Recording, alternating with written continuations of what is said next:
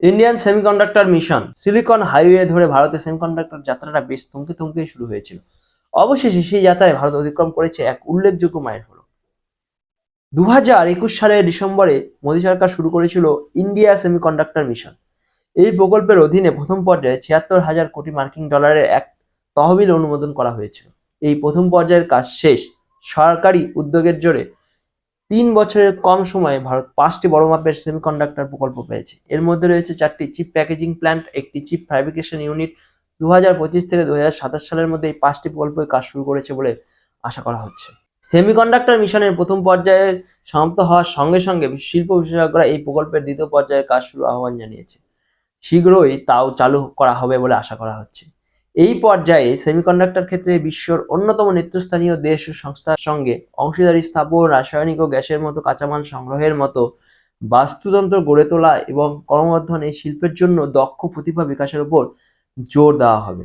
মার্কিন সংস্থা মাইক্রনকে সরকার 275 কোটি মার্কিন ডলারের অ্যাসেম্বলি, টেস্টিং, মার্কিং এবং প্যাকেজিং ইউনিট স্থাপনের অনুমোদন দেওয়ার পরই টাটা গোষ্ঠী, মারুগাপ্পা গোষ্ঠী এবং কেনস সেমিকনের মতো দেশীয় সংস্থাগুলির সেমিকন্ডাক্টর উৎপাদন এবং অ্যাসেম্বলি কারখানা গড়ার প্রস্তাব নিয়ে এগিয়ে এসেছে।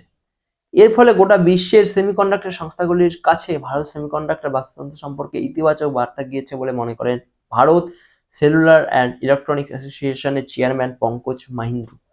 তিনি বলেছেন, আমরা সেমিকন্ডাক্টর উৎপাদনের জন্য ভিত স্থাপন করে ফেলেছি। দুর্দান্ত শুরু করেছি আমরা। তবে এটা একটা দীর্ঘযাত্রার সূচনা মাত্র। ইনভেস্ট ইন্ডিয়ার ম্যানেজিং ডিরেক্টর তথা সিইও নিবৃত্তি রায়ের মতে, আন্তর্জাতিক এবং দেশীয় অংশীদারির সঙ্গে যৌথ উদ্যোগ গড়ে তুলতে পারলে ক্যাপিটাল এক্সপেন্ডিচার আর বাধা হবে না এবং প্রযুক্তির স্থানান্তরও সহজ হবে। তিনি বলেছেন, এমইএমএস এবং সেন্সরগুলির মতো বিশেষ প্রযুক্তিগুলির জন্য অনুকূল পরিস্থিতি তৈরি হলে উদ্ভাবন আরও বাড়বে। ভারত শুধুমাত্র সেক্ষেত্রে ব্যবসা বাড়াতে চাইছে না, সাশ্রয়ী এবং শক্তিশালী ইকোসিস্টেম তৈরির কথা ভাবছে। রাসায়নিক ও গ্যাসের মতো কাঁচামালের যে সকল স্থানীয় সরবরাহকারীরা রয়েছে তাদের বাকি বিশ্বের সঙ্গে প্রতিযোগিতায় নামার জন্য সক্ষম করতে পর্যাপ্ত মূলধন সহায়তার উপরও জোর দিয়েছেন তিনি। পঙ্কজ মহিন্দ্র ছোট সংস্থা এবং স্টার্টআপগুলিকে বিশ্ব প্রতিযোগিতায় নামার মতো সক্ষম করে তুলতে সরাসরি সরকারি সহায়তা প্রয়োজন বলে জানিয়েছেন।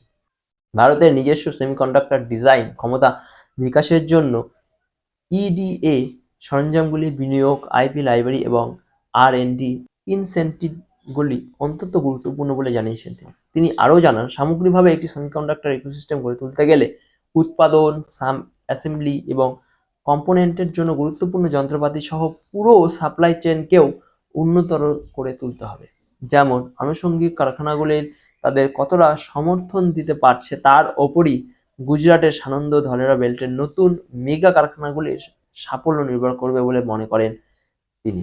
সেমিকন্ডাক্টর মিশনের দ্বিতীয় পর্যায়ে এই ধরনের জন্য সমর্থন হবে সরকারকে।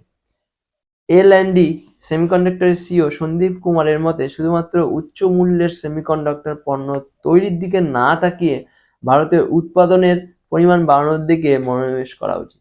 এনভিডিয়া এবং ইন্টেলের মতো প্রতিষ্ঠিত আন্তর্জাতিক সংস্থাগুলির সঙ্গে প্রতিযোগিতায় টিকতে গেলে শুধুমাত্র প্রযুক্তিগত উদ্ভাবনই নয়, শক্তিশালী পরিকাঠামো, বিক্রয় এবং ব্র্যান্ডিংও প্রয়োজন বলে জানিয়েছেন তিনি।